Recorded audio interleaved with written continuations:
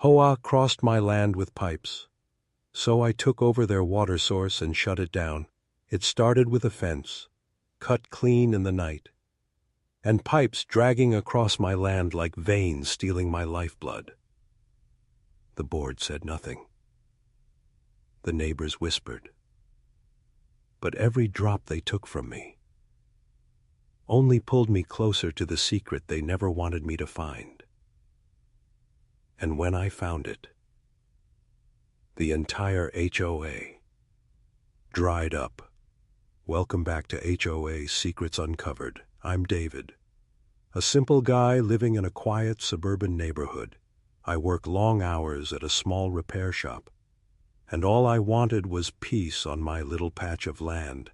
But peace doesn't last long where the HOA rules every corner, and the moment they crossed my fence with those pipes, my life and theirs changed forever. I didn't plan for war with the HOA. All I wanted was to live quietly in my little house, fix cars in the day, rest in the evening, maybe water the garden on weekends. But peace never lasts long here, not with them watching, not with them waiting for a chance to remind me who really runs this neighborhood. It began with the sound, the kind that drags you out of bed before the sun even rises, the sharp crack of wood splitting, the muffled voices of men outside my window, and the heavy scrape of something cutting across the ground. I rushed out the door barefoot, and that's when I saw it. My fence, cut clean through like it never mattered, and 3 men in vests pulling black pipes across my yard, thick pipes, heavy pipes, running straight across my property. Behind them stood her, the HOA president, perfectly ironed blouse, arms folded like a queen on her throne, that smile on her lips, but her eyes, they didn't smile at all. I shouted, "What are you doing on my land?" One of the workers barely looked up, just muttered, "HOA business, sir. Nothing for you to worry about," and kept dragging the pipe through the dirt like my yard was theirs. The president tilted her head and said with that sharp tone, "Water must flow for the community. Sacrifices are made for the greater good." Sacrifices, that's what she called it. Cutting my fence, crossing my land, stealing from me in daylight. A sacrifice. I wanted to explode right there, but I felt something inside me. Not anger, not yet. Something colder, something that whispered, "Wait." For weeks I watched them. Every day that pipe mocked me from the ground, a black line cutting through my grass. Every night I heard the hiss of sprinklers spraying lawns, fountains bubbling at the entrance, all of it powered by what they took from me. Then came the letter, folded neatly in my mailbox with the HOA seal on top. Not an apology, not an explanation, a fine for interference with HOA irrigation project. My hands shook as I read it. They had trespassed on my land, destroyed my property, laid pipe across my soil, and fined me for interference. I went to the board meeting. It was held in that little clubhouse they built with everyone's dues. The smell of coffee and cheap pastries filled the room. Neighbors sat in rows whispering about me, and at the front, the president sat with her papers stacked like weapons. I stood up and demanded answers, but she only smiled, that fake smile, and said, "Water is life for this neighborhood, and no homeowner should think they can own it all for themselves." The room nodded. Some clapped, and in that moment, I wasn't a neighbor anymore. I was the enemy. From that day on, the letters kept coming. More fines, more threats. Every week another piece of paper telling me I was wrong, that I was selfish, that I was in violation. I tried calling the county. They brushed me off. I tried threatening legal action. The HOA lawyer wrote back twice as strong. I tried reasoning. They laughed in my face. I started to feel it then, the shift inside me. Patience wearing thin, the quiet rage growing louder every day. I looked at that pipe. Every night I heard those sprinklers. Every month I paid fines I didn't owe. I couldn't sleep. I couldn't eat without feeling that bitter taste. Even the sound of water running from my own sink made me clench my fists. So one night, I decided to follow the pipe. It stretched across my yard, through the streets, around the cul-de-sac, I walked barefoot on the grass, the cool air heavy with silence, only the hum of the sprinklers filling the night. The pipe went on, past the trimmed hedges, past the polished mailboxes, until finally it led me to the creek. That's when I saw it, where the pipe met the water, where the HOA had been stealing the flow all along. And as I stood there under the moonlight, looking at the current rushing beneath the trees, I felt something I hadn't felt before. Not anger, not fear, but possibility, because the creek wasn't theirs. It wasn't community-owned. It wasn't city-controlled. It was leased land. And leases can be bought. That night I walked home with a thought echoing in my head, a thought that made me smile for the first time in weeks. If they could take what was mine, why couldn't I take what was theirs? And that's when the plan began to form. Slowly, carefully, piece by piece. Because I didn't want revenge and anger. I wanted revenge that would last, revenge they would never forget. But here's the question I've been dying to ask you. If your HOA cut through your fence, laid pipes across your land, and stole water right from under you, what would you do? Would you fight them in court? Or would you find another way to make them pay? Tell me in the comments. I used to think my neighborhood was perfect, the kind of place people dream of. Green lawns cut in sharp lines, flower beds blooming in colors that look too bright to be real, fences painted in the same shade of white like they were copied and pasted from a magazine. Affection has a price, and in this place, the price was the HOA.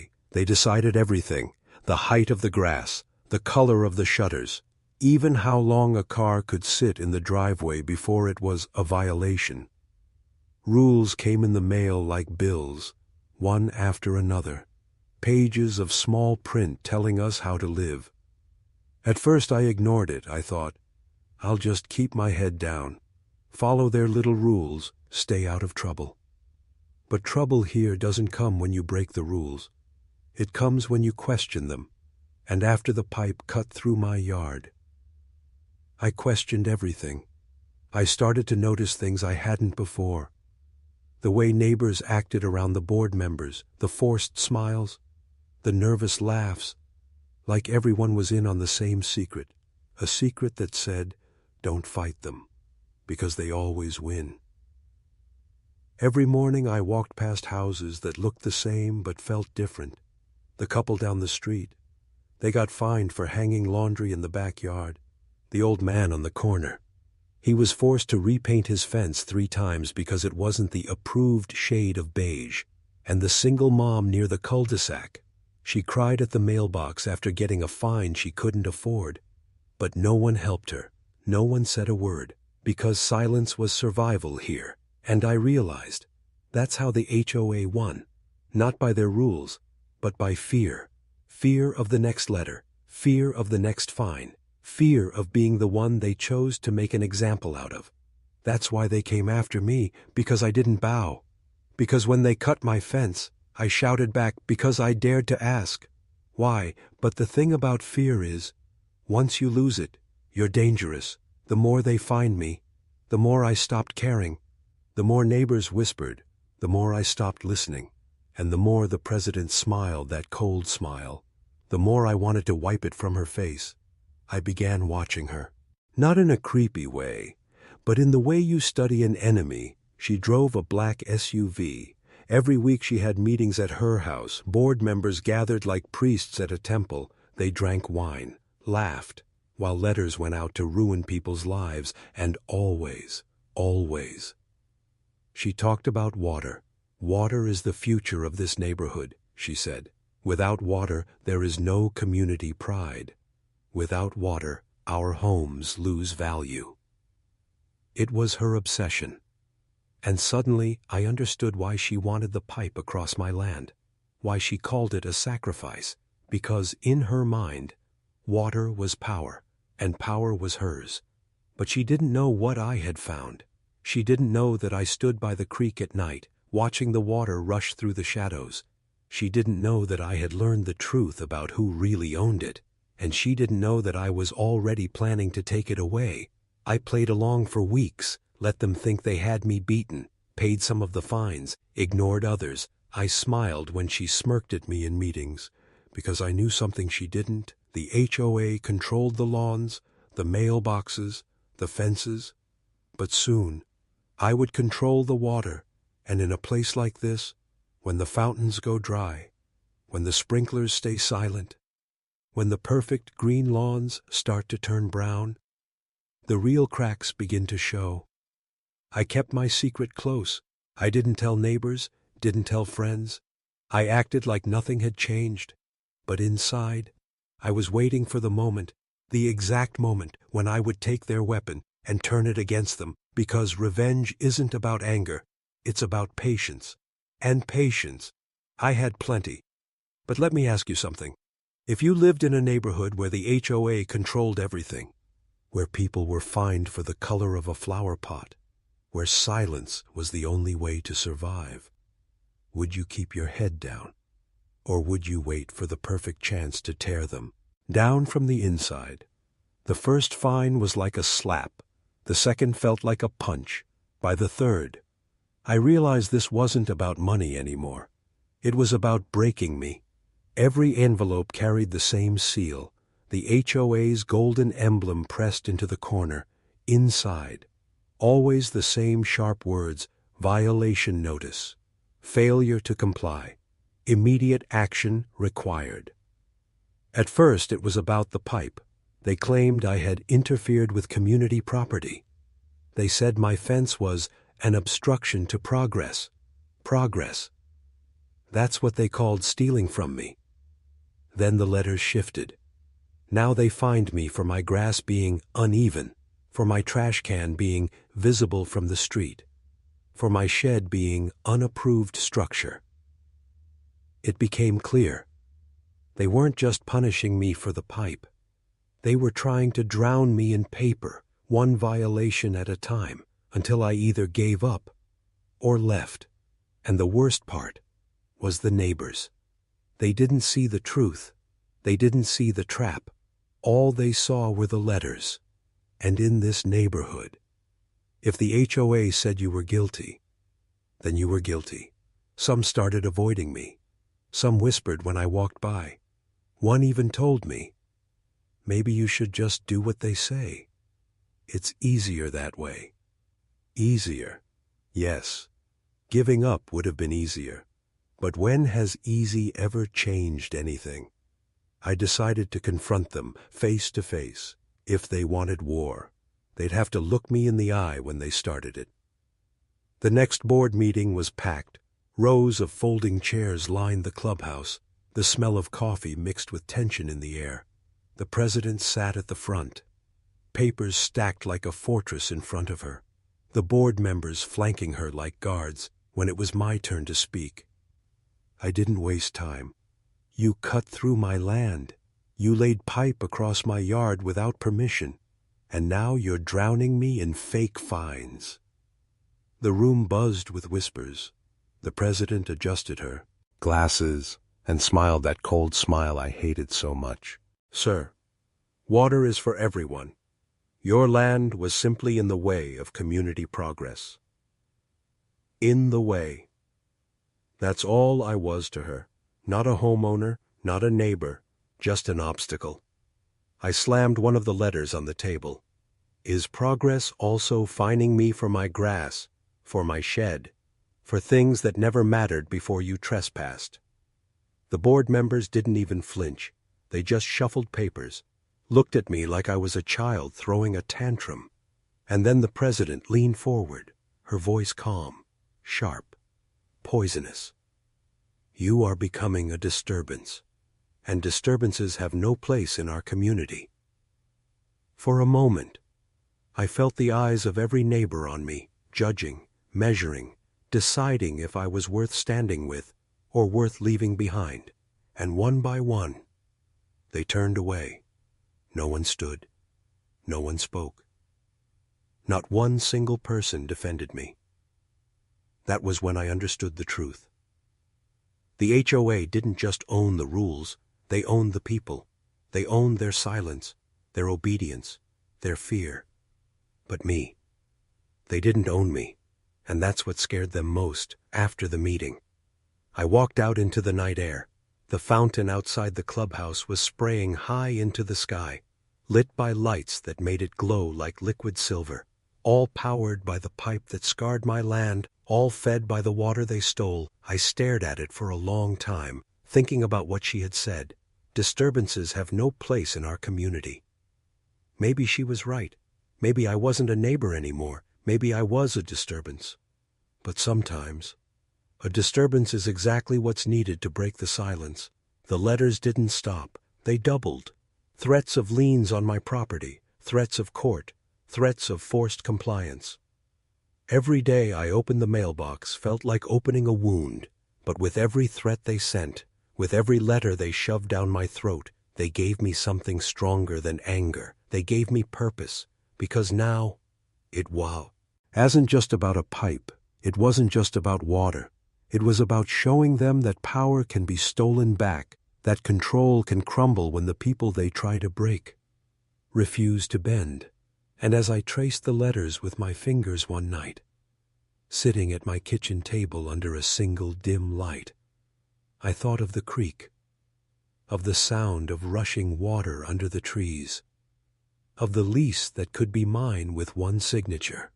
I smiled because the HOA thought they had me cornered, but really, I was already standing at the edge of their downfall. Tell me this: if your neighbors turned their backs on you, if the board threatened you with fines, court, and shame, would you give in to keep the peace, or would you fight back knowing you'd have to stand completely alone? Because I chose to stand alone, and that choice changed everything. The war didn't stop after the board meeting. It only grew sharper the next week. A bright yellow notice was nailed to my front door, bold letters screaming, "Final warning." The words underneath felt like knives. Failure to comply may result in legal action. HOA reserves the right to enforce corrective measures. Corrective measures. They made it sound clean, professional, official.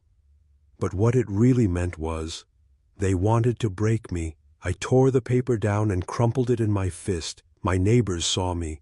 Some looked away, some whispered as they walked their dogs, and one woman muttered just loud enough for me to hear, "You should have stayed quiet." Quiet. That's what they all wanted. Not justice, not fairness, just silence. But silence has never been my strength. A few nights later, I heard something outside. Not voices this time, but footsteps. Slow, heavy, crunching against the gravel of my yard. I pulled back the curtain. 2 board members stood there in the dark, flashlights sweeping across my shed, my fence, my lawn, taking notes like inspectors, like the hunters circling prey. I opened the door and called out, "Can I help you?" They froze. One of them coughed and then muttered, "Routine inspection, sir. HOA business." HOA business. The same excuse they had used when they cut my fence, the same excuse they used every time they crossed a line. It wasn't business, it was harassment, it was intimidation. From that night on, I noticed the cars parked just down the street, headlights off, engines running quiet. They sat there for an hour sometimes, then drove away without a word. Neighbors avoided me even more. It was like I carried a disease, like standing near me would get them fined too. And maybe it would, but the more they pushed me, the calmer I became, because I had already found the one thing they couldn't control: the creek, the water, their lifeline.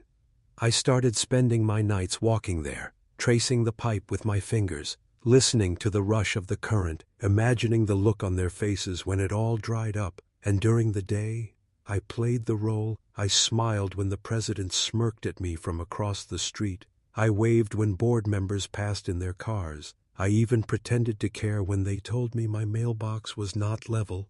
They thought they were winning. But really, I was buying time.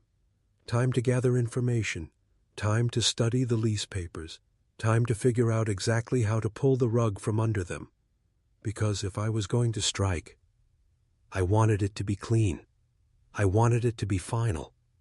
I wanted it to be the kind of blow that left no room for them to crawl back. The HOA wasn't just an enemy anymore. It was a machine. And the president was the engine that kept it running. If I shut off the fuel, the whole thing would collapse. One evening, I decided to attend another board meeting. Not to argue this time, not to shout, just to watch. I sat quietly in the back row.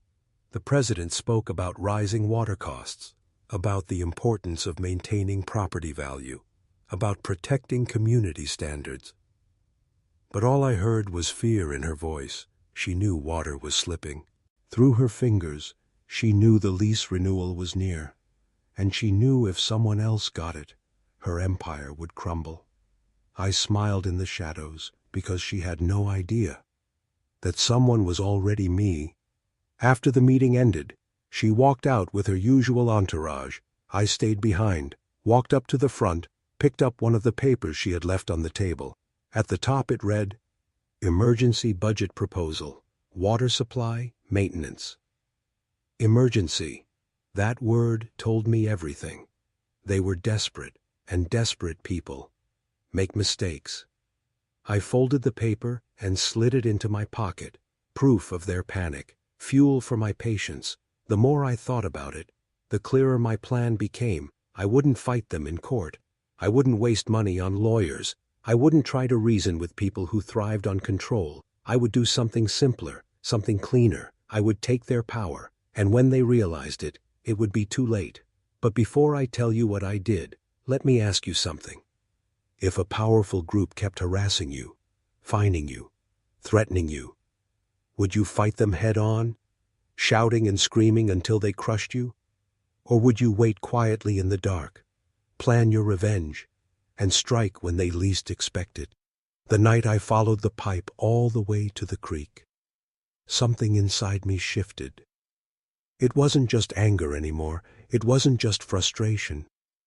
It was clarity. The water glistened under the moonlight. Silver ribbons cutting through the dark. The sound of it rushing over stones felt alive, like it was whispering secrets, secrets the HOA thought they buried. I crouched down by the bank, ran my fingers through the cold stream, and asked myself the question that had haunted me for weeks. How could they claim what was never theirs? The pipe hissed quietly beside me, pulling the water away, feeding their lawns, their fountains, their power. But I noticed something strange. A small sign half hidden in the weeds near the trees, rusty, tilted, forgotten. Private lease. Renewal required. My heart thudded. I leaned closer. The letters were faded but clear enough. This water wasn't HOA property. It wasn't community-owned. It was leased land, and leases can change hands. I couldn't sleep that night. I lay awake staring at the ceiling, the sound of the creek still in my ears, the thought burning in my mind, if I could get the lease, I wouldn't just stop them, I'd own them. The next morning, I made calls to the county office, to the water district, my voice calm, polite, patient, like I was just another man asking about paperwork. The answers came slowly, but they came. The lease was up for renewal in 2 weeks, and the HOA hadn't filed yet. They were late. They were slipping. Their arrogance had blinded them that afternoon. I drove down to the office myself, a plain building with flickering lights and old tiles, the kind of place no one notices until they need something from it. The clerk barely looked at me when I asked about the lease. She just typed printed papers, slid them across the counter. Current holder is the HOA board. Renewal window is still open. Fee is here. Requirements listed below. I stared at the numbers. It wasn't cheap, but it wasn't impossible. I thought about the fines they'd buried me with, thousands of dollars for grass violations and unapproved sheds, money stolen from me. But now, I could flip the game. I signed my name on the forms, paid the fee, took the receipt and the stamped paper in my hand. It felt heavier than any weapon I'd ever held, because it wasn't just paper, it was power, it was control, it was theirs. And now it was mine, driving home.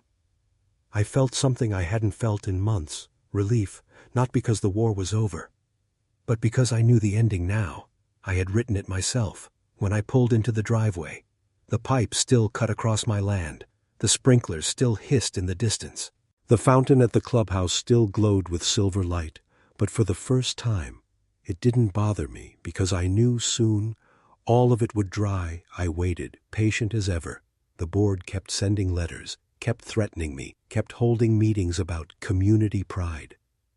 All the while, their lifeline slipped through their fingers. I even went to one last meeting before the renewal closed.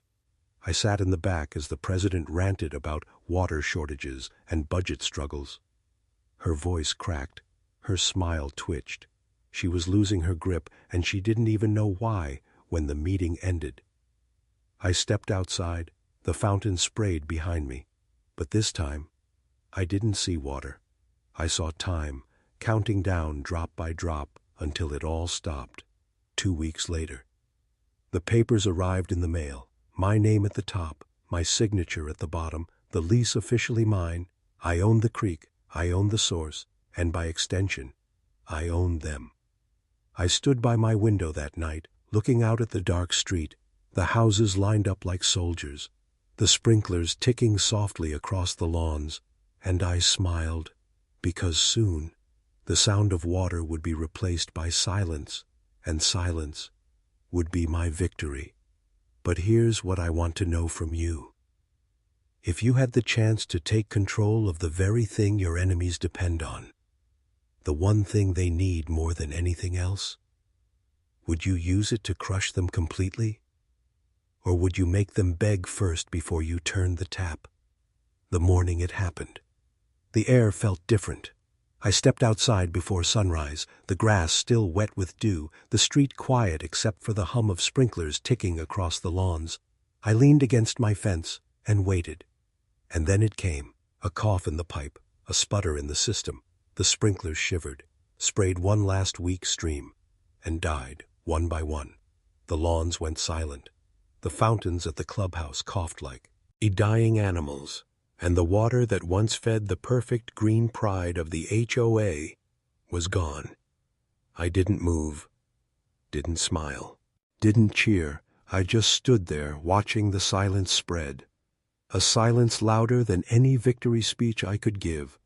By mid-morning, the neighborhood buzzed with panic. Neighbors stood on their lawns staring at the brown patches already forming. Some fiddled with their sprinkler heads. Others shouted across driveways, "Is your water working?" "No, mine's gone too." "What's happening?" The HOA president's SUV tore down the street. She jumped out still in her pressed blouse, clipboard in hand, her smile gone. Her eyes wild, she stormed from house to house, knocking on doors, demanding answers.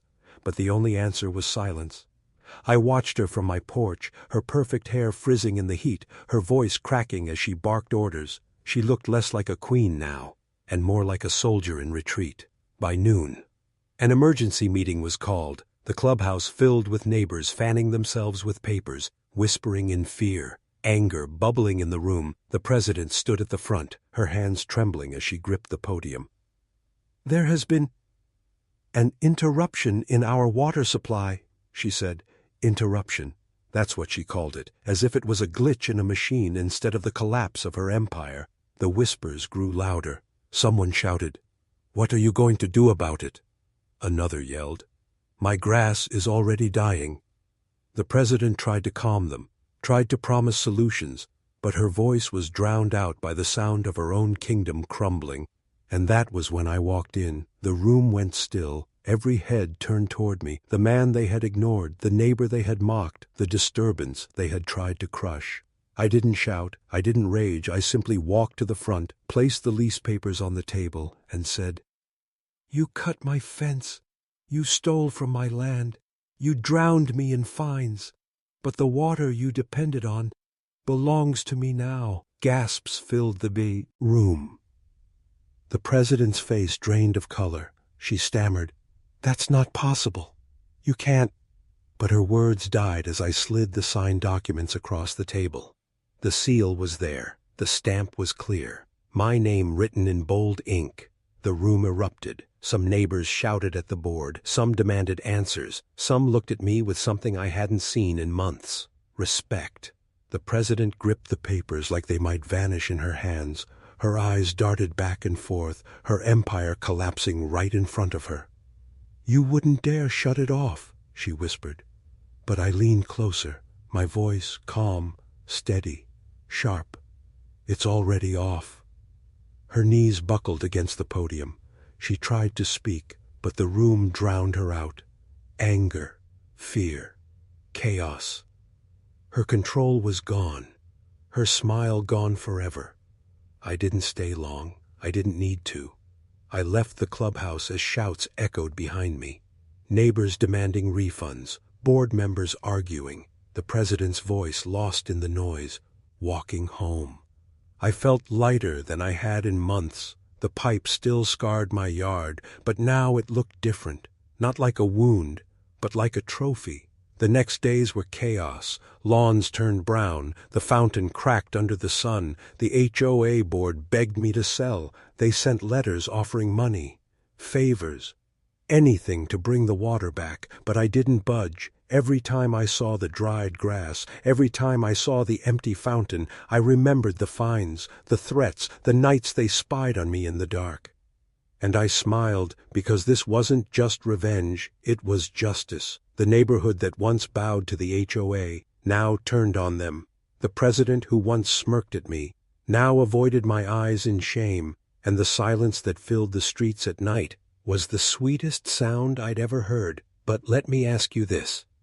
If you were in my shoes, holding the one thing your enemies needed most, would you show mercy and give it back for a price, or would you let them wither and watch their empire turn to dust? The silence in the neighborhood felt strange at first.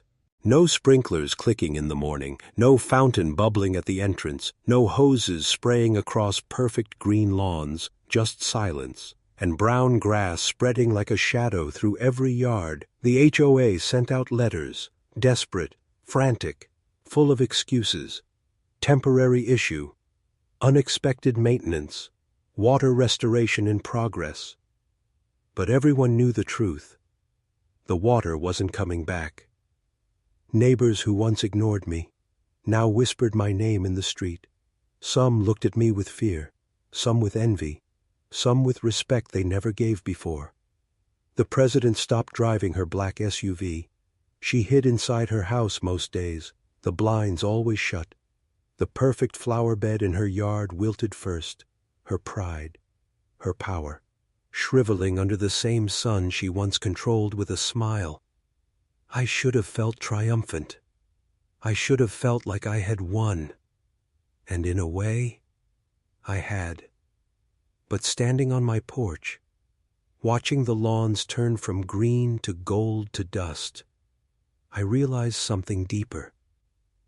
The HOA didn't just lose water. They lost their illusion. For years they had ruled through fear, through fines, through silence. But when the water stopped, so did their hold on the people. Neighbors began to talk again, not whispers this time, but real conversations, on sidewalks, in driveways, at the park where the grass turned to dirt.